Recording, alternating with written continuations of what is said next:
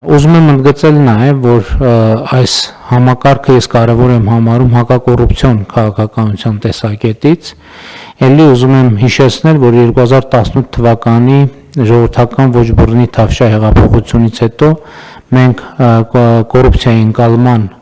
համաթվերում շատ մեծ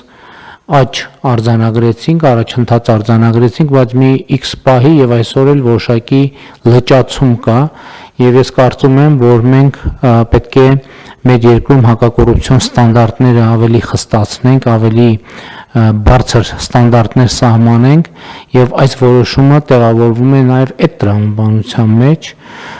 եւ հաջորդը, որը ուզում եմ ընդգծել, ելի նախկինում էլ ասել եմ, մեզ հարկավոր է սեփական աշխատանքի վրա գերկենտրոնացած պաշտոնյա,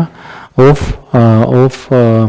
առավելագույն ջանք է գործադրում իր առջև դրված խնդիրները լուծելու համար։ Այստեղ գիտեք, կարևոր հանգամանք է նաև, որ մենք խթանում ենք պետական պաշտոնյաների կրթական մակարդակի շարունակական բարձրացումը, բայց ես ուզում եմ սրա մյուս կողմն էլ նայենք, սա ըստ էության նաև ներդրում է շատ կարևոր մեր կրթական համակարգի հետագա զարգացմանը, որովհետև ես այսօր արդեն տեսնում եմ եւ զգում եմ, որ մեր շուկայում, կրթական շուկայում արդեն նոր ծառայություններ են ձևավորվում, նոր առաջարկներ են անում, ինչը իր հերթին բերելու է տնտեսական լրացուցիչ էֆեկտի, որովհետև այդ ծառայությունները, որ ձևավորվում են, բնականաբար իրենք միայն պետական պաշտոնյաների համար չեն գործելու, այլ ընդհանրապես շուկայում սկսելու են գործել եւ փորձել հնարավորինս լավ ծառայություններ ձևավորել, ձևակերպել եւ այդպիսով մատուցել հանրությանը, ինչը ընդհանուր առմամբ մեր